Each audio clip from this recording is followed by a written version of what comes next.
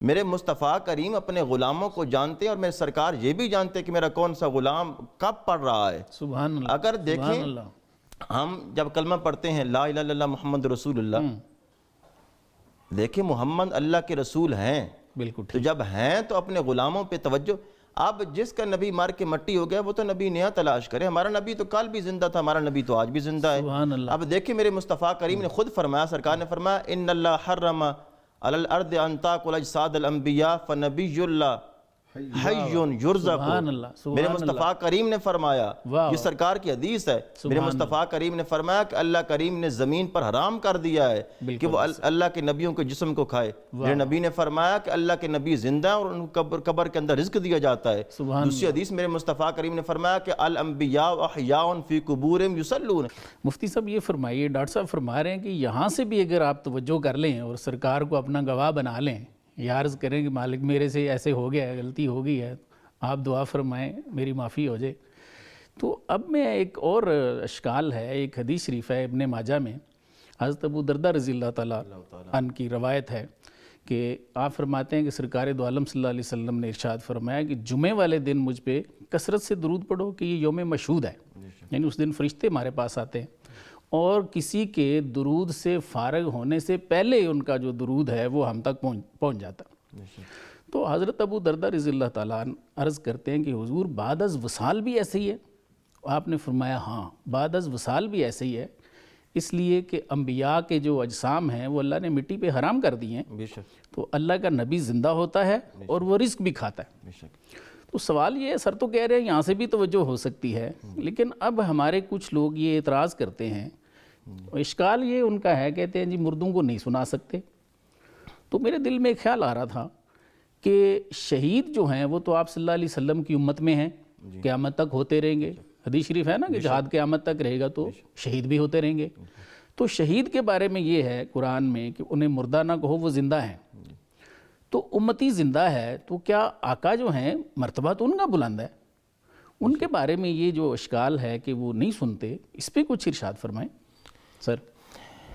دیکھیں اللہ کریم نے فرمایا کہ وَلَا تَقُولُوا لِمَنْ يُقْتَلُ فِي سَبِيلِ اللَّهِ أَمْوَاتٌ، جی فرمایا کہ جو میری راہ میں مارے جائیں، شہید کر دیے جائیں، انہیں مردہ نہیں کہنا۔ بالکل ٹھیک۔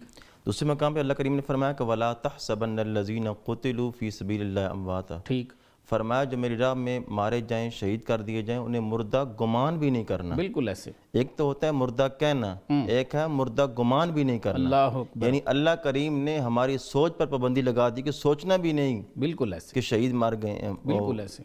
دیکھیں جب عام شہید کا رتبہ یہ ہے تو اللہ کے حبیب جن کی وجہ سے شہید کو یہ مقام ملا ہے، سبحان اللہ، شہید کو یہ مقام کس وجہ سے ملا؟ مصطفیٰ کریم کی امتی ہونے کی وجہ سے ملا۔ تو امتی نہ ہو تو پھر تو شہادت ہی نہیں شہادت ہی نہیں بنتی۔ صحیح، تو جن کی وجہ سے یہ مقام ملا، جن کی وجہ سے یہ عزت ملی، جی، جن کی وجہ سے یہ شرف مل رہا ہے، صحیح، تو ان کا اپنا مقام کیا ہوگا؟ سبحان اللہ۔ اب دیکھیں میرے کملی والے آقا صلی اللہ علیہ وسلم نے فرمایا کہ جب بھی میرا کوئی غلام مجھ محمد پہ درود پڑھتا ہے صلی اللہ، تو اللہ کریم کے فرشتے وہ لے کر آتے ہیں۔ ایک حدیث۔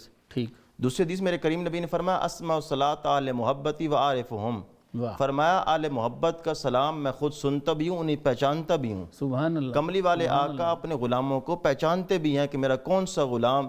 اب دیکھیں جب میرے مصطفیٰ کریم نے فرمایا جب کل قیامت کا دن ہوگا، ترازو کے اندر اعمال تولے جا رہے ہوں گے، سرکار فرماتے ہیں کہ ایک میرا غلام ایسا ہوگا جس کی نیکیوں کا پلڑا، نیکیاں کم ہو جائیں گی، برائیاں زیادہ ہو جائیں گی۔ میرے کریم نبی نے فرمایا کہ میں ایک چھوٹا سا پرچی نکالوں گا، اس کی نیکی والے پلڑے میں رکھوں گا، سبحان اللہ، زیادہ ہو جائیں گے۔ واہ واہ، اب وہ درود کون سا تھا کہ جو فرشتے نے لکھا نہیں تھا؟ صحیح، میرے مصطفیٰ کریم اپنے غلاموں کو جانتے ہیں اور میرے سرکار یہ بھی جانتے ہیں کہ میرا کون سا غلام کب پڑھ رہا ہے۔ سبحان اللہ، اگر سبحان دیکھیں اللہ، ہم جب کلمہ پڑھتے ہیں لا الہ الا اللہ محمد رسول اللہ، دیکھیں محمد اللہ کے رسول ہیں، بالکل تو جب ہیں تو اپنے غلاموں پہ توجہ۔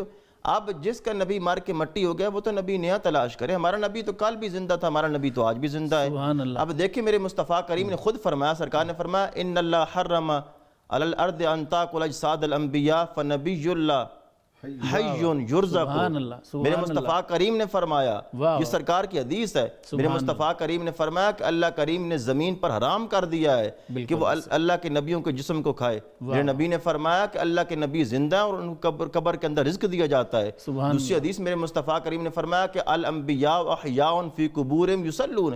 میرے نبی نے فرمایا کہ اللہ کے نبی قبر کے اندر زندہ ہوتے ہیں اور وہ نماز بھی پڑھتے ہیں. سبحان اللہ. تو وہ اللہ کے نبی جناب سیدنا ابو ایوب انصاری رضی اللہ تعالیٰ عنہ میرے مصطفیٰ کریم کے وہ صحابی ہیں کہ جب سرکار کے روضہ انور, سرکار کی قبر انور کے اوپر بیٹھے تھے, اپنی عز و انکساری کے ساتھ سرکار کی بارگاہ میں کوئی درخواست پیش کر رہے تھے, مروان نے آ کے آپ کے کندھے پہ ہاتھ رکھا. بہت مشہور ہے. ابو ایوب انصاری سے کہا کہ یہ کیا کر رہے ہو, تمہیں پتہ یہ کیا کر رہے ہو؟